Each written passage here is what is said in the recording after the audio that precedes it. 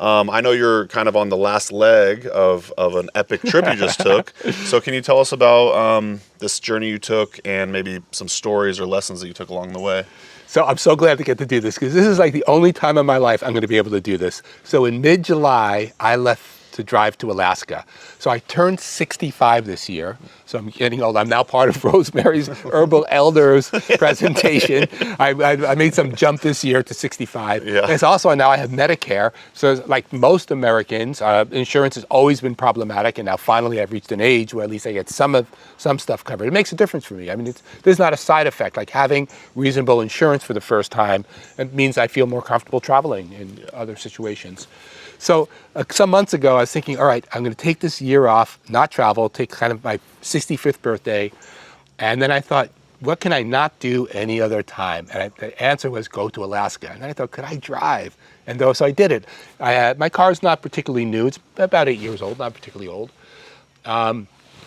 And I started buying some stuff I never needed, and decided that I wanted to drive to Alaska.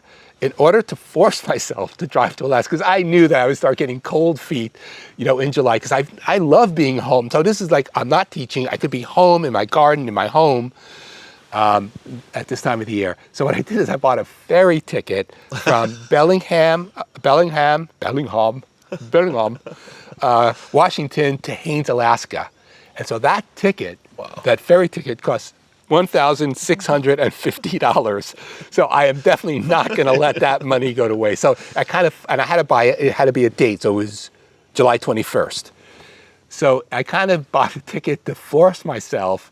So, because it started happening like July 10th. I'm like, yeah, July 12th. So finally on July 14th, I left. I also wanted to see the Black Hills of South Dakota, which I've always wanted to see. I only spent 2 days there, but got in a great walk with Linda Blackwell, because she's also a botanist. And then I made it to the ferry, of course, with plenty of time. I waited in line for hours before I needed to. Actually, so here's the story. So while I was waiting in line in Bellingham, Washington for the ferry, this female, pulls up in a motorcycle with a sidecar. And I've always wanted to ride in the side. I did it once. I was hitchhiking in Crete, Greece in the 80s and got a ride in the sidecar.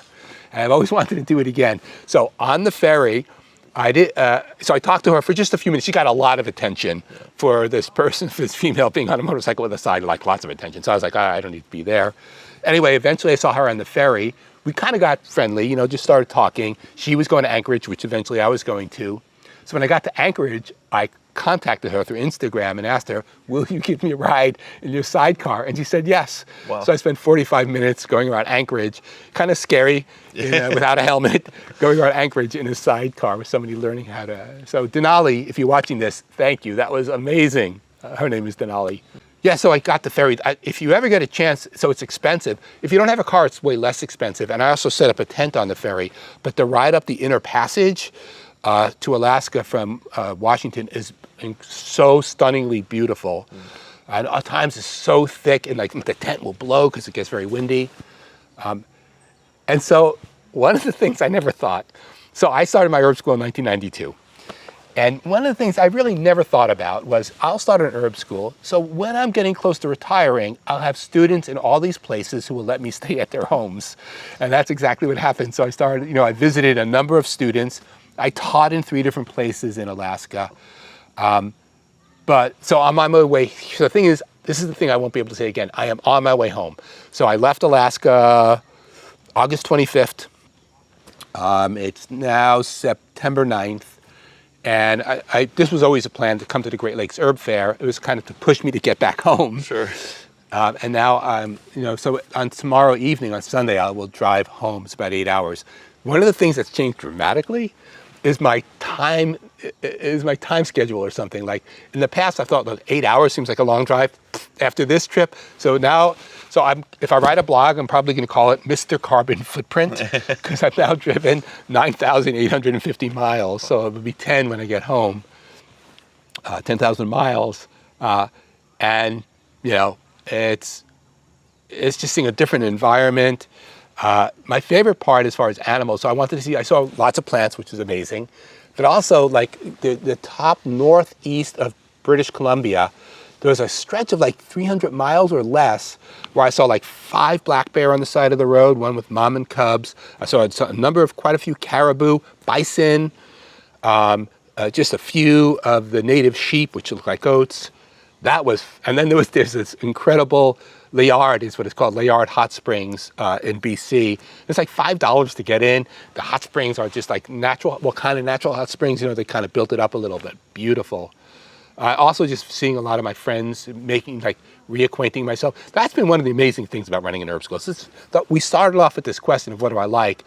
And I have a lot of my close friends are former students and teachers. I would say like you, Mason, and now Amanda, and my community continues to grow through being in herbal medicine.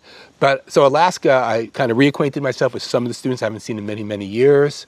I got to see that it seems like everybody has 7 junked cars in everybody's house in Alaska, like in case they ever need whatever, some carburetor or some tiny piece from each one, because things break down. Yeah. When things get down to minus 30, things break down. I saw your eagle shot too. Oh, that was amazing. Yeah, that was at my friend's house. Yeah, bald-headed eagles. Yeah. So it was grazing animals. The diversity of plants is kind of low, but still is wonderful. Like aconitum, so a form of monkshood, Aconitum delphinium folia, is just like there's just monkshood all over the place. So I'm pretty excited. I'm going home. So the one thing I definitely have done on this trip is put off everything, right? Totally. So like everybody who's applying to my school in 2024, next year, I'm like, just send me a reminder in September. So when I get home, that part I'm not looking forward to. But I do look forward to getting nude and sitting in my house, not sleeping in my van. I love sleeping in the van, but it'll be nice to have a bed and just stretch out. Oh, you'll feel like you're in the lap of luxury. I will. House. Totally. We spent a few months on the road in an RV, and we have a pretty small house, and it feels like a mansion now. So. Yeah. The other thing is, it's really funny going with like comparisons. Is so at Fairbanks, where I spent some time. I went from Fairbanks eventually to Edmonton, and so Edmonton is like the most northern, main city, and it felt so southern. Like Edmonton compared to Fairbanks, it's like that. All these plants that just don't grow north of there. Yeah. So not only will things seem bigger, will distances seem easier, but also everything seems southern. Yeah. Wow. Yeah. Thanks for sharing. Anybody listening, I recommend it. The ferry, most people fly and rent a car, which works great. But of course, having your own car and having all your own stuff, it was also, because I just drove a lot. Yeah, I like how you bought the ticket in order to force yourself to do it. Now, did you schedule the Great Lakes Herb Fair in order to come back? I kind of did. I hate to say this because anybody who organized this will hate me for saying this, but I thought, I can always cancel. But you didn't. I think the only time I've ever canceled something is because COVID happened. Right. I'm not one of those. But I did think I did want to come home. Yeah. And this is like an amazing stopping off point, like seeing a lot of friends, meeting people. Yeah. The sun has just come out, which is nice. Yeah, absolutely. Well, check out Mason's new amazing tattoo. Is it botanically correct? So yesterday I went over this, not with my loop because loops don't work for this. A loop is a magnifying glass, but this is a botanically accurate dandelion. Well, I knew I was going to be seeing you the next day, so I was like, I got to make sure it's botanically correct. It's true. It's also, so if you don't know much about tattoos, this is what a tattoo should look like when it's healing. Like the colors are beautiful. There's no redness around the edges. I treat tattoo infections. So it also looks like Mason will live for another year. Okay, all right. Maybe another shout out 60. Anthony Thielen at Anchors Away Tattoo in Kalamazoo, Michigan for doing this. Anchorage? Anchors Away? Anchors Away. Oh, it sounds like Anchorage. He actually does have a tattoo shop in Alaska too, coincidentally, but he's a childhood friend of mine. So nice. we were best friends in 3rd grade. So wow.